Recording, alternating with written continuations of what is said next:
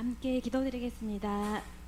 길이요 진리요 생명이 되신 하나님, 이 시간 주님의 은혜로 거룩한 주님의 성전에 모여 예배를 드릴 수 있게 하시니 진심으로 감사드립니다.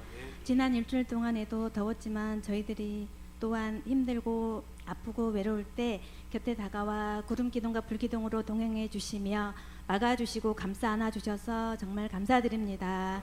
이 순간에도 생명생 교회의 따스한 은혜의 광선을 비추시는 주님의 축복을 모든 성도님들 체험하게 하시옵소서.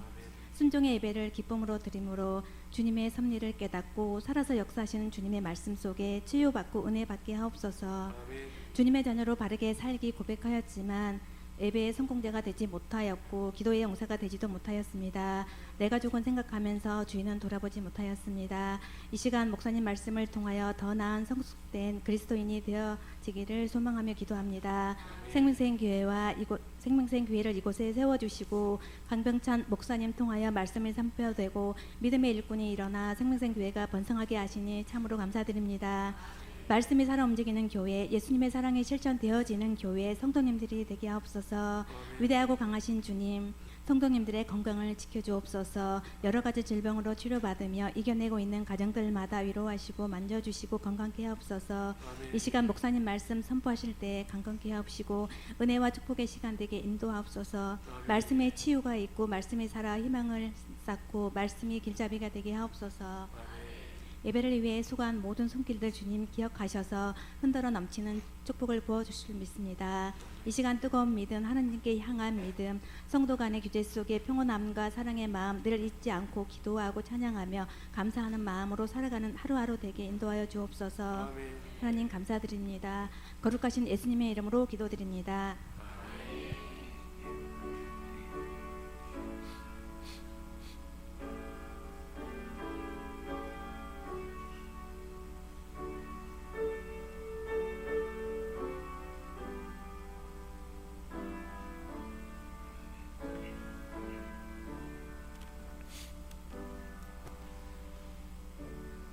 회복될지어다. 그대로 되리라 좋았더라. 복이 있을지어다. 그대로 되리라 좋았더라. 충만할지어다. 그대로 되리라 좋았더라. 나는 하나님의 작품이다. 그대로 되리라 좋았더라. 나는 특별한 사람이다. 그대로 되리라 좋았더라. 나는 큰 일할 위대한 사람이다. 그대로 되리라 좋았더라. 내가 세상을 변화시킨다. 그대로 되리라 좋았더라. 하나님이 나와 함께 하신다. 할 수 있다 하면 된다. 아멘. 아멘. 오늘 하나님께서 목사님을 통해 주시는 말씀 창세기 37장 1절 4절 또 12절 20절 28절 봉독하겠습니다. 야곱이 가나안 땅 곧 그의 아버지가 거류하던 땅에 거주하였으니 야곱의 족보는 이러하니라. 요셉이 17세의 소년으로서 그의 형들과 함께 양을 칠 때에 그의 아버지의 아내들 비라와 실바의 아들들과 더불어 함께 있었더니 그가 그들의 잘못을 아버지에게 말하더라. 요셉은 노년에 얻은 아들이므로 이스라엘이 여러 아들들보다 그를 더 사랑하므로 그를 위하여 채색 옷을 지었더니 그의 형들이 아버지가 형들보다 그를 더 사랑함을 보고 그를 미워하여 그에게 편안하게 말할 수 없었더라. 아버지 야곱은 사랑하는 라헬 먼저 죽어버렸잖아요. 라헬이 낳은 11번째 아들인 요셉을 극진히 편애해서 요셉에게만 채색 옷을 입혔다고 했습니다. 채색 옷은 관리들이 입는 옷이고 구별된 옷이었습니다. 다른 아들들에게는 아무 옷이나 입혔는데 요셉에게만 채색 옷을 입혀서 관리처럼 티가 나게 하고 형들이 양을 치는 곳에 같이 보내가지고 감독하게 한 거예요. 형들 막내가 동생이 형들을 관리하고 감독하니 얼마나 불편했겠습니까? 그래서 형들이 조금만 잘못한 것이 있으면 그것을 아버지에게 고자질해 가지고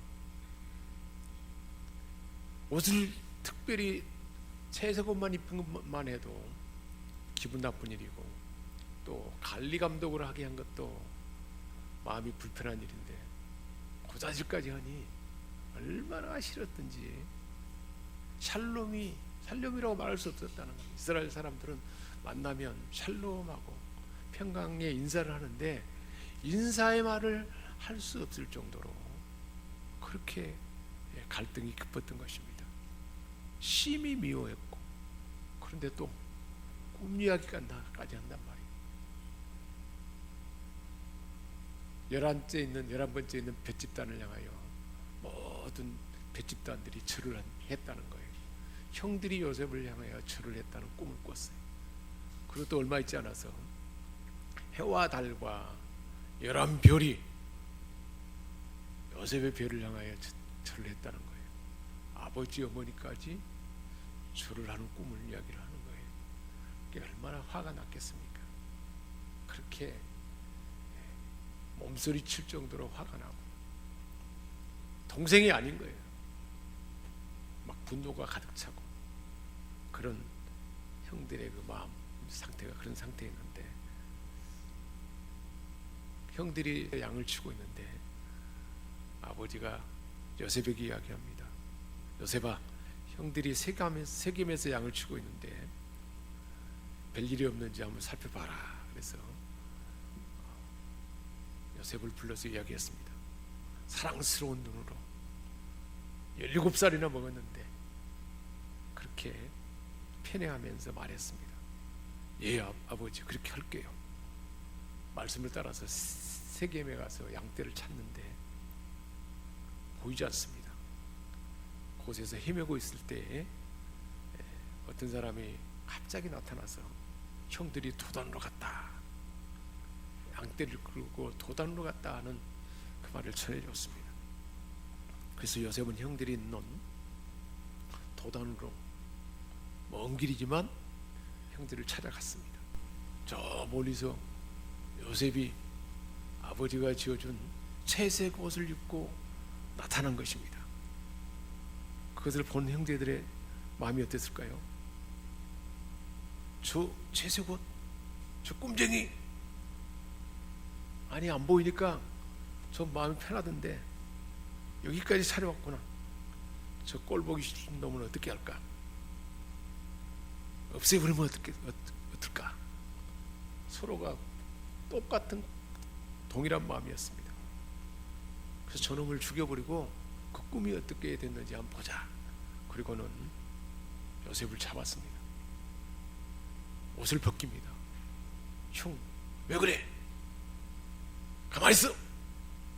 옷을 한라당 벗겨서 구덩이에 던져버렸습니다.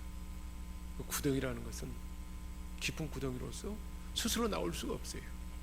만약 그 구덩이가 물이 가득 차 있다면 바로 던져져서 바로 죽을 수도 있었습니다. 근데 물은 차 있지 않습니다. 빈 구덩이였고 거기에 던져졌습니다. 얼마나 그 순간이 힘들었을까요? 생각해 보세요. 아버지의 특별한 사랑을 받았습니다. 17살이 됐는데 아버지가 특별한 대우를 해주면 그들 고맙게 여기면서 형들에 대해서 형으로 대우해주면서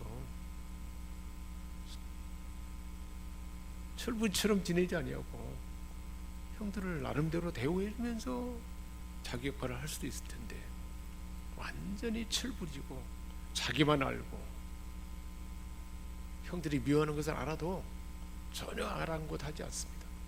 아버지의 편애의 그 울타리 가운데 그렇게 살을 수밖에 없었고 그렇게 살아왔다. 그대로 살면 어떻게 될까요?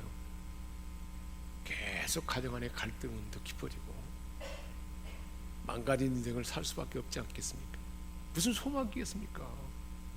17살이 됐는데 그렇게 형들에게 미움을 받고 그 원인은 아버지에게 있었지만 그런다 하더라도 17살 정도 되면 철이 들고 좀 정신 차리고 형들이 말하면 이제 그런 짓을 하지 않을 법도 하는데 꿈쩍기까지 오고 형들의 마음을 힘들게 했기 때문에 결국은 형들의 미움을 받아서 구덩이에 던져졌습니다. 전혀 살려줄 기미가 보이지 않아요. 형들은 구덩이에 던져놓고 보이지 않습니다. 뚫린 것은 하늘뿐이잖아요. 그때 얼마나 하나님을 찾는 마음이 절박했을까요? 하나님 살려주세요. 지금까지 살아온 삶이 완전히 새로워지는 전기가 되었을 것입니다. 거기에 물이 찼다면 바로 던져서 죽을 수도 있어요. 물이 차 있지 않았습니다. 그리고 혼자 그렇게 하늘을 바라보면서 하나님 앞에 기도하면서 하나님 부르시지 않겠습니까? 그때 때마침 미디안 상인들이 그곳을 지나가게 되었습니다. 딱 때마침 그때. 그러자 네 번째 형 유다가 동생을 죽이면 되겠느냐, 너희로 팔자. 그래서 결국은 미디안 상인에게 노예로 팔게 되었습니다. 그것도 얼마나 힘들겠어요. 아버지 곁을 떠나는 것이고 노예로 팔려가는 것인데 애걸복걸했다 그래요. 형들 날 살려줘. 소리 지르면서 막 무릎을 꿇고 막 사정하고 내가 잘못했다 그러고, 그래서 소정없어 매정하게 동생을 노예로 팔아왔습니다. 그래서 결국은 보디발의 집에 팔려오게 됐는데, 그 보디발은 왕의 친위대장이었습니다. 그리고 그게 노예가 됐죠. 부잣집에 사랑받는 아들에서 이방 나라의 낯선 땅의 노예가 되었습니다. 얼마나 고통스러웠을까요? 그런데 노예로 팔려왔는데 요셉이 하는 것만 봐도 하는 일마다 잘 되는 거예요. 그러니까 그 보디발의 집에 늙은 그 종이 말합니다. 참 이렇게 착실하고 성실하고 일을 잘하는 애가 어디 있을까? 그런 생각을 하고 있는데 보디발이 이야기합니다. 주인이 말하는 거예요. 어떻게 이렇게 일을 잘하는 애가 많냐고 그랬더니, 맞습니다 주인님, 일도 잘하고 그리고 성실하고 꼼꼼하게 일도 잘하고 하는 일마다 다 잘 되는 거예요. 남들이 보기에 신기하게 너무나 잘 되는 거예요. 성경에 뭐라고 그러냐면 요셉이 하는 일마다 하나님이 함께 하셨더라 그랬어요. 노예로 팔려왔지만 하나님이 함께 하는 것을 요셉도 어느 정도 느낄 수 있었고 많은 주변의 사람들도 그렇게 느끼게 되었던 것입니다. 구덩이에 빠졌을 때 고통스럽고 노예로 팔려왔을 때 모든 것이 무너지고 절망스러운 환경이었지만 하는 일마다 잘되게 되는 것을 사람들도 보고 요셉도 그걸 느끼게 되었으니까 얼마나 마음에 안도함이 있겠습니까? 보디발에게 인정을 받아서 가정의 모든 일을 담당하는 가정 총무가 되었습니다. 근데 그 보디발의 집의 일이 가정의 일뿐만 아니에요. 그 집에는 왕의 제수를 가두는 감옥도 있었어요. 그러니까 얼마나 큰 살림을 하는 집인지 몰라요. 그러니까 보통 그런 집이 아니죠. 그래서 거기에서 총무가 됐다는 것은 재무나 뭐 경영이나 이런 것들을 배울 수 있는 기회가 된 거죠. 하나님께서 계획한 일이죠. 그래서 그 일에 이제 잘 감당하게 되었고 안정된 삶을 살게 되었습니다. 그런데 그 순간 탐욕의 눈빛으로 요셉을 바라보는 한 여인이 있었습니다. 요셉에게 치근거리면서 이제 와보라고 나랑 같이 갈 데가 있다고 썩은 것을 데리고 갑니다.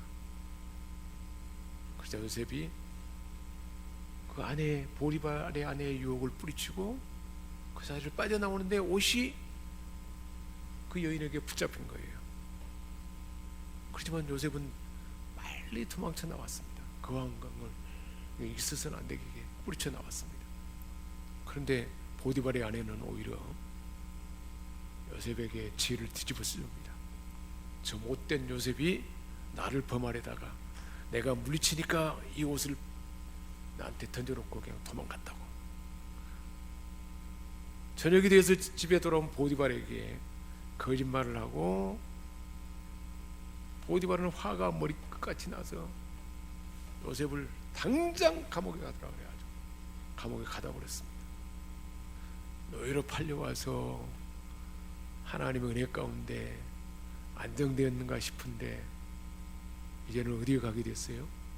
감옥에 가게 됐습니다. 미래를 기억할 수 없는 죄수가 되어버렸습니다. 그것도 무서운 죄잖아요.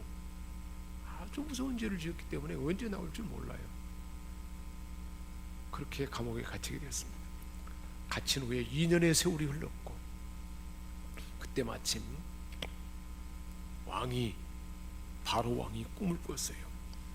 꿈을 꿨는데 꿈으로 인해서 번민합니다. 어느 누구도 꿈을 해석할 자가 없어요. 이 큰 나라의 내 꿈 하나 해몽할 자가 그런 죄가 없단 말인가 한탄하고 있을 때 그때에 혼란 가운데 있고 한탄하고 있을 때 근데 그럴 수밖에 없어요. 꿈이 평소와 다르게 너무 이상하고 장면이 너무 선명한 거예요. 그렇게 방하고 있을 때 술 맡은 관원장이 왕에게 나타났습니다. 바로에게 나와서 왕이요, 내가 2년 전에 옥에 갇혔을 때 한 히브리 청년을 만났습니다. 저도 꿈을 꾸었고 떡 맡은 관원장도 같이 꿈을 꿨는데 그 꿈의 해몽대로 떡 맡은 관원장은 바로 죽임을 당하고 나는 꿈대로 살아날 거라 풀려날 거라 그랬는데 복직될 거라 그랬는데 그렇게 복직되었습니다. 그 청년을 한번 불러가지고 꿈을 해몽하도록 하면 어떻겠습니까? 그랬더니 그래, 그런 일이 있었냐? 당장 그 청년을 데려오라 그랬습니다. 감옥에서 계속 썩을 것 같았고 그리고 꿈 해석을 해줬을 때 술 맡은 관원장에게 나는 죄 지은 일이 없으니까 나가면 반드시 나를 좀 끌어내주라. 나는 죄가 없다. 그렇게 하겠다고 갔는데 아무 소식도 들리지 않아요. 그렇게 약속했는데 기다려도 아무 소식이 없어요. 근데 마침내 바로 왕이 꿈을 꿨고 그때 이제 생각이 나서 사람의 생각 속에 생각을 나게 하고 또 가장 적절한 환경에 모든 사건을 진행하는 분이 누굴까요? 하나님이신 것입니다. 저와 여러분도 마찬가지. 우리 삶 가운데 우리 하나님은 요셉처럼 내 주어지는 환경 가운데 살아가면 그렇게 고자질하고 미워하고 질투하고 시기하고 분노하고 그렇게 살다가 죽을 수밖에 없는 인생입니다. 하나님의 은혜 없이는 그렇게 살 수밖에 없는데 우리를 하나님은 그대로 내버려두지 않는 거예요. 그 환경에서 분리해내는 거예요. 어떤 환경으로요? 하나님만 찾을 수밖에 없는 환경으로 우리를 분리해내는 것입니다. 그게 하나님의 은혜예요. 요셉이 아버지 집에 계속 있었다면 어떻게 될까요? 완전히 철부지 영석바지 제멋대로 인생이 되었을 것입니다. 하나님 떼어내버린 거예요.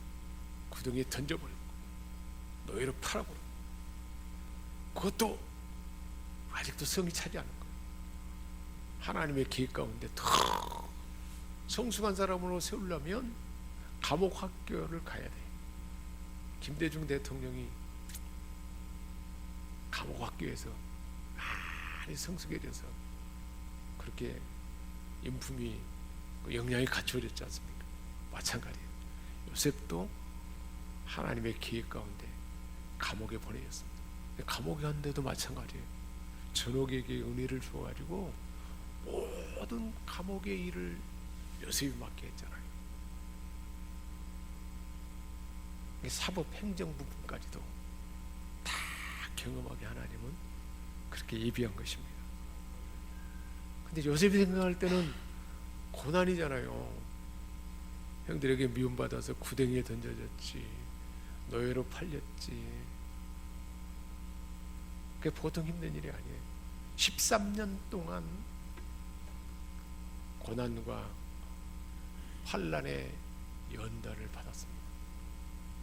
그 꿈이 이루어지도록, 그 꿈은, 요셉이 꾼 꿈은 애굽 나라에서 총리가 되는 건데, 다른 사람을 지배하는 지도자가, 통치자가 되는 건데,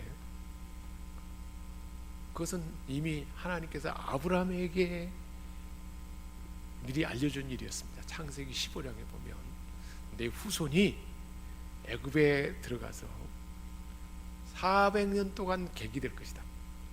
400년 동안 거기서 객이 돼서 노예로 살게 될 거라는 거예요. 하나님은 이스라엘 백성들을 그렇게 애굽에 보내서 노예가 되어서 고통 가운데 있는 가운데 하나님의 때에 그들을 건져내서 광야 훈련을 거쳐서 결국은 다시 그 가나안 땅에 들어오도록 하는 것이 하나님의 계획이었습니다.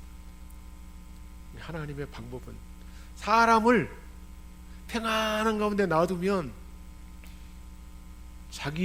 자기께로 살고, 자기 분노로 살고, 자기 욕망으로 살고, 그러다가 이슬처럼 사라져 버릴 수밖에 없는 게 우리 인생이라는 거예요. 하나님의 관심 갖는 사람은 우리가 이해할 수 없는 여러 가지 고난의 환경이 있다는 거예요. 질병의 고난, 물질의 고난, 또한 관계의 고난, 여러 가지 고난이 있다는 거예요. 우리가 이해하지 못하는 하나님의 계획이라는 거예요.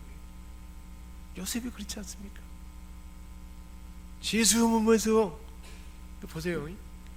채색 옷을 입혔는데 옷이 벗겨졌어요. 형들에게 벗겨져서 구덩이에 던져졌어요. 그때는 벗겨졌고 이제는 요셉에게 새로운 옷이 입혀집니다. 보세요. 제수의 모습으로 있던 요셉이 왕의 호출을 받았어요. 제수복을 벗고 평상복으로 갈아입어서 왕 앞에 나옵니다. 제수복에서 어떤 옷으로요? 평상복으로 갈아입었어요. 입혀지는 거, 좋은 옷으로 이제 입혀지는 거예요. 점차점차. 그러면서 왕이 묻습니다. 내가 꿈 해몽을 잘하는 애냐? 아닙니다. 꿈 해몽은 제 능력이 아니고 하나님께서 나를 통해서 행하신 일입니다. 그렇습니다. 우리 가운데 우리 스스로 내 욕망으로 내 생각으로 하는 일들은 제대로 되는 일이 없어요. 하나님께서 지혜도 주시고 사랑의 마음도 주시고 은혜의 마음을 주실 때 그렇게 할 수 있다는 거예요. 요셉은 그렇게 말한 거예요. 요셉의 그 통치력, 그 총명이 어디에서 나왔습니까? 철저하게 하나님이 내게 은혜 주시면 내가 할 수 있다는 그 마음에서 나왔던 것입니다. 형들의 마음도 헤아리지 못하고 아버지 사랑을 받고 자신만 뽐내고 철부지긋해서 살던 요셉이 달라졌잖아요. 저와 여러분도 인생도 마찬가지입니다. 우리가 하나님 만나지 아니하고 내가 잘났다고 내 마음대로 사는 인생은 누군가에게 상처 주기도 하고 아픔을 주기도 하고 혼란을 주기도 하고 삶도 얼마나 망가지고 형편없는지 몰라요. 그러나 그런 환경 가운데 하나님은 우리를 하나님의 때에 하나님을 만나게 하는 거예요. 어려운 환경 가운데 하나님을 만나게 해요. 그게 하나님 은혜인 것입니다. 완전히 달라져 있지 않습니까? 구덩이에 던져지고 노예로서 그 노예 생활을 하던 그 모든 고난의 환경, 감옥에 있으면서 고통과 아픔도 있었지만 하나님이 채워주신 영향을 통해서 완벽하게 성숙한 인생이 되었습니다. 그래서 왕이 꾼 꿈을 해석했는데, 왕이 꾼 꿈이 뭔가요? 강가에 아름답고 살찐 7 암소와 흉하고 파리한 7 암소, 그리고 무성하고 풍성한 7 이삭, 가늘고 동풍에 마른 7 이삭. 이 내용이 무엇이었습니까? 앞으로 7년 동안 풍년이 있게 될 것이고, 7년 지난 후에는 7년 동안은 흉년이 있게 될 거다. 그래서 그러면 그렇게 될 것인데 어떻게 해야 되는가? 풍년 때에 곳곳에 창고에다가 곡식을 쟁겨놓고 저장해야 된다. 어떻게 될 것과 그렇게 됐을 때 어떻게 대비할 것까지 이야기했으니까 얼마나 대단해요. 누가 그런 지혜의 마음을 줬을까요? 하나님이 주신 거잖아요. 시대의 상황을 분별하는 안목을 준 거예요. 그 상황 가운데 어떻게 살아야 할 것인가를 하나님은 지혜를 주신 겁니다. 저와 여러분의 삶 가운데도 우리 하나님은 시대 상황을 분별할 수 있는 눈을 줍니다. 그리고 이 상황 가운데 아주 부족하지만 우리가 할 수 있는 재능과 역량을 부린다는 겁니다. 요셉에게 그렇게 한 거예요. 그러니까 왕이 요셉의 그 꿈 해몽 이야기를 듣고 대처하는 방법까지 이야기하니까 뭐라고 말하는가요? 이야, 이렇게 영특한 인재가 어디 있단 말이냐? 하나님의 영에 감동된 사람이 또 어디 있단 말이냐? 그러면서 내가 너를 애굽의 온 땅에 총리로 임명하노라. 꿈 그대로 총리가 된 것입니다. 누가 이렇게 하게 하셨습니까? 하나님이 하신 일이잖아요. 저와 여러분의 인생도 마찬가지입니다. 나의 본성으로 살 때는 고자질증이나 되고 시기하고 질투하고 미워하고 화내고 그렇게 살 수밖에 없는 우리 인생을 구덩이의 훈련학교, 노예의 훈련학교, 감옥의 훈련학교를 통해서 완벽하게 성숙하게 역량을 갖추게 합니다. 바로는 요셉에게 평상복에서 세마포 옷을 입히고 금사슬을 목에 걸어줬다고 했습니다. 그리고 왕의 버금술에 요셉을 태워서 전국을 호령하게 했습니다. 부잣집에 사랑받는 아들에서 노예 제수로까지 전락하고 내려갔던 요셉은 하나님이 함께 하심으로 성숙해서 형통한 자가 되었습니다. 꿈대로 애굽의 총리가 되었고, 그렇게 철부리였던 자가 이제는 하나님의 섭리 가운데 특별한 훈련 과정 가운데 이렇게 삶이 새로워진 것입니다. 저와 여러분에게도 하나님은 이 큰 은혜를 나타낼 줄 믿습니다. 기도하겠습니다.